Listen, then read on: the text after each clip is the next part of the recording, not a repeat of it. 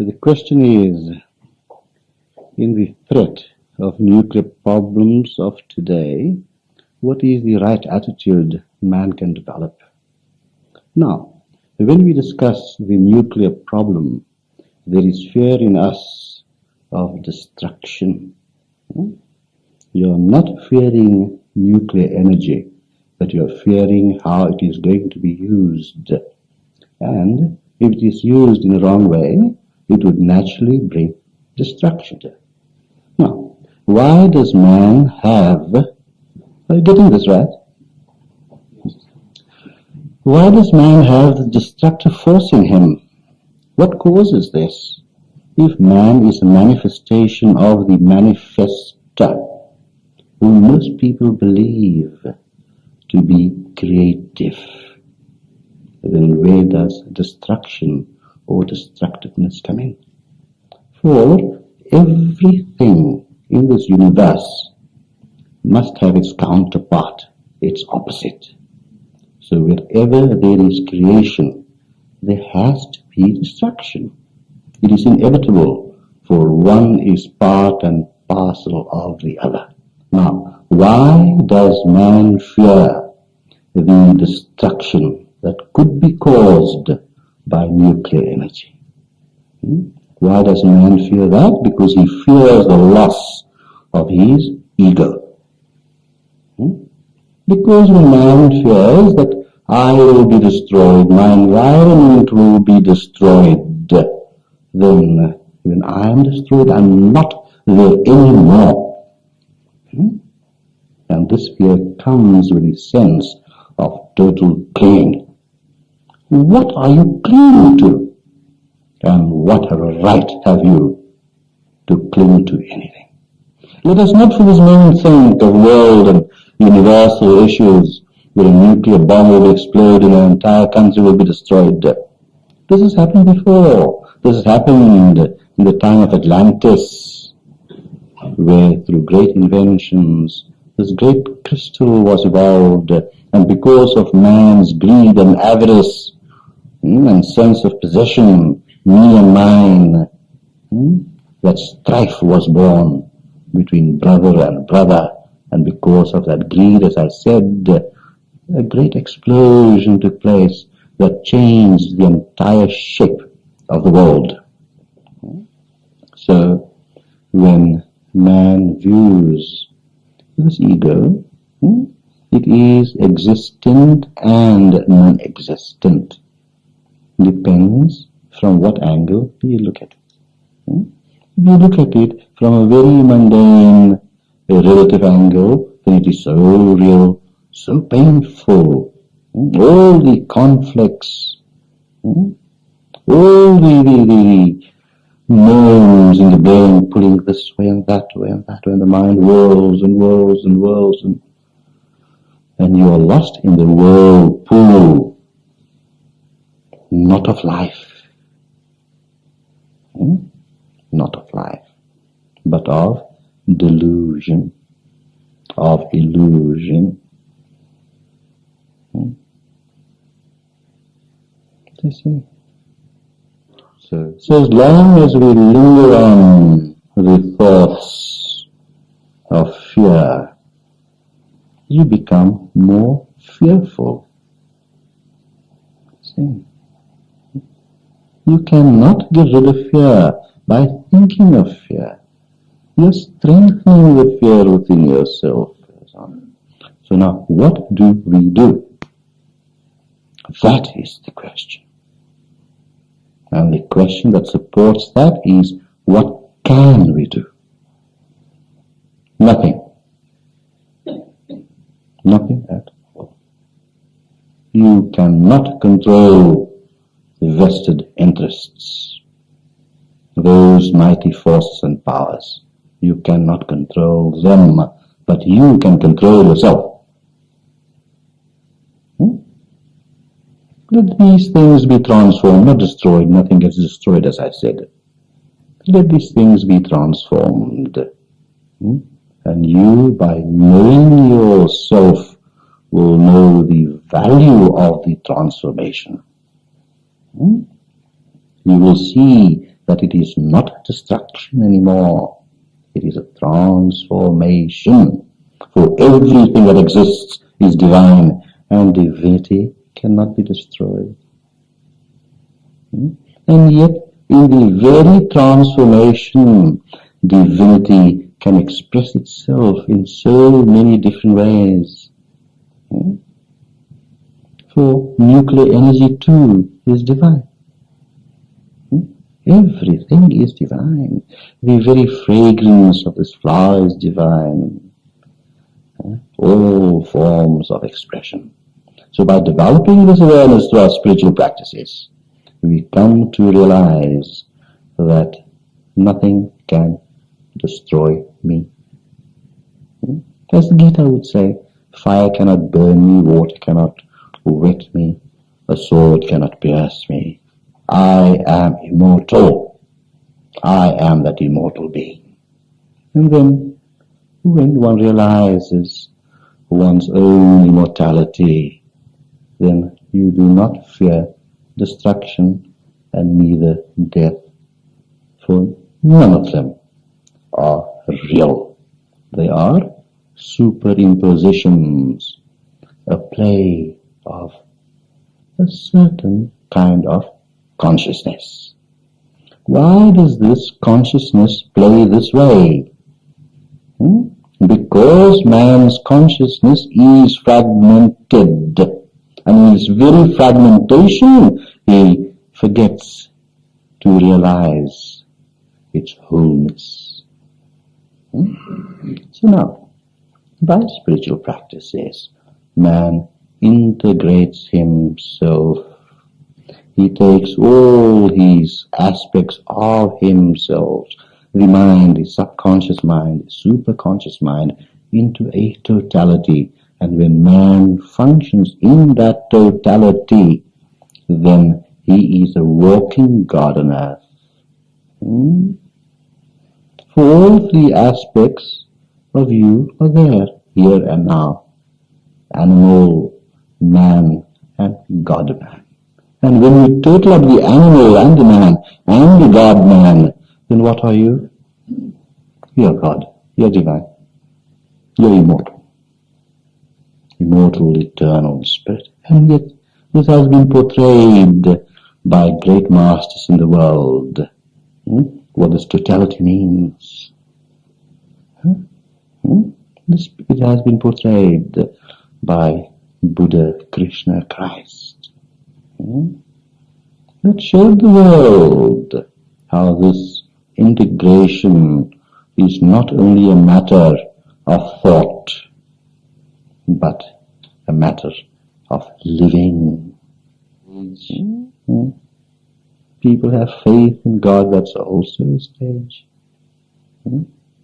But when people come to realize, I and my Father are one, that is the ultimate stage. That is what Christ said, did he not? So man has that ability. Man has that latent potentiality. Just these few veils has to be removed. These fears have to be removed. And all these nuclear energies and inventions are caused only by fear. He tries to preserve me and mine. My America, I must preserve it in every way I can. So by having this bomb, pistol at the head of others, he says, you can't do nothing to me, I've got this here. You start your funny business and I can get funny because I've got a superior weapon. Fear. If only we could take all the world's leaders, the political heads, and teach them, bring them into blameless. It would be a different world. Yes. When we are in trouble, we beg for mercy. When we are in trouble, we beg for peace. So, are we humans? Are we really humans of integrity and dignity? No, we beggars, blooming beggars. It's a sense of this. I've said this many, many times to you, that people's minds are forever thinking of the past. They live in the past. Or they are thinking about the future, which might never come, according to your thoughts. But no one lives in the present. You say, I am. Who am I? I am. I'm Jack, John, Jane, Jill. Are you really John, Jack, James, Jill? I am. What do you know about I am? You're only entitled to say I am this, that you can live in the moment. But how are you living? I was Jack, or I'm going to be Jack. I was, or I'm going to be, but never I am. So that's the greatest lie you're telling yourself by saying I am. If someone asks you again, who are you? Never say I am John, who I am Peter. It's a lie. You live it first. For truth is not dead. And living truth is here and now. And you can't do that, Blake has said, and I love this so much. To capture eternity in a moment. It is very true. Man has it in him. Has it. Do not try and alter the universe. Do not try and alter the various thoughts and ramifications of the mind to what the nuclear bomb can do. You cannot alter that, but you can alter yourself. You see? And by altering oneself, those fears disappear. There is no calamity.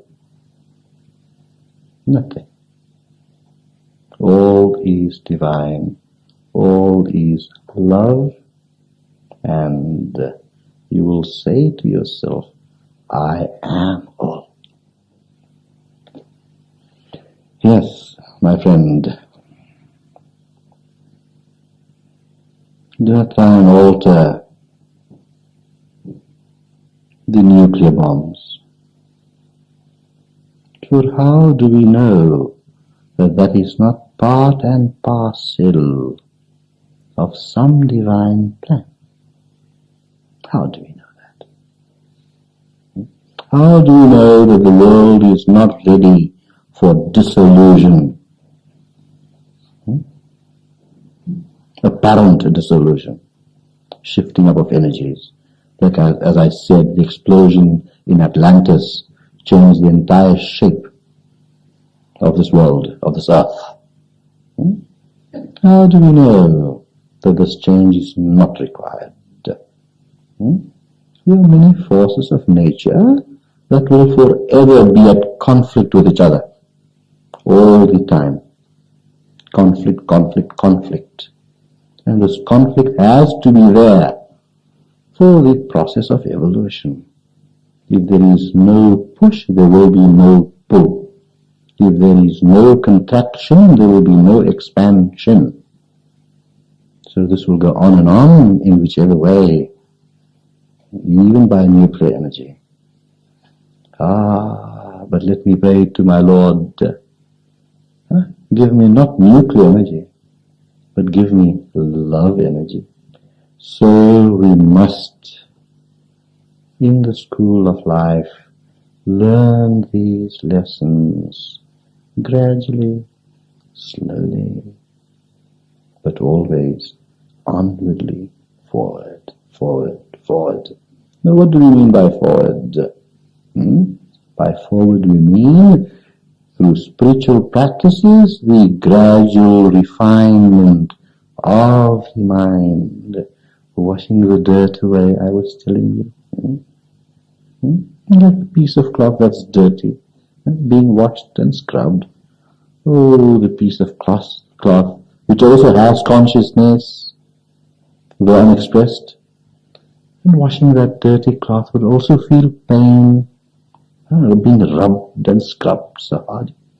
But it is through that pain, through that rubbing and scrubbing, it becomes clean and becomes worthy as a tablecloth on your table,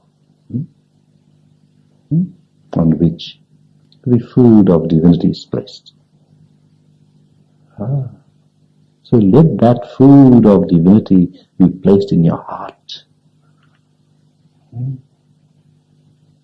the table of your heart. So that clean cloth of the mind. See? Yes, I say this to you again. Forget all the hells and heavens and various conceptions, because all your conceptions eventually are misconceptions, because the mind cannot grasp, but the heart can experience.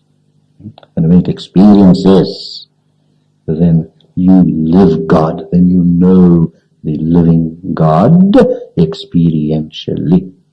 So in the school of life, let us not be lazy. Let us not be lazy and do our studies in the school, do our homework. For every answer in life is given by no one else but you. To the problems of the conscious mind, the questions that are asked by the conscious mind will be answered by your superconscious mind. For all problems, all these expansions, contractions, conflicts, contradictions are but in the mind. Now, how to get the answer from the superconscious mind? By becoming attuned to the superconscious mind. By attuning the conscious mind to the superconscious level of your mind, where the greatest purity, the finest refinement exists. And by meditation, sadhana, spiritual practices, you form that link, that tunnel, that channel, that connection, hotline. And you can draw any answer. In simple terms, they call it the intuitional self. So all problems in life can be answered that way if we want. So in life, you have to play solo. In life, you have to play solo, because nobody can take you anywhere, not even your guru. You have to walk it alone. The guru can only show you the way, impart spiritual energy to you, clarify your mind, kick your backside at times too, if you don't listen. You see, that's all what the guru can do. Hold your hand, pull you up some steep step, but your legs have to move. You can only do it yourself.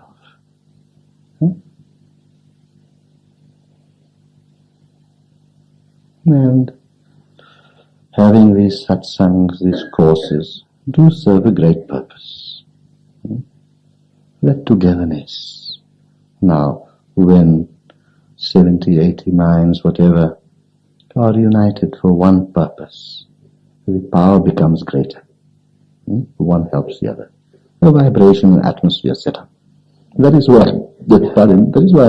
in a day or two you'd find you being uplifted, you feel different.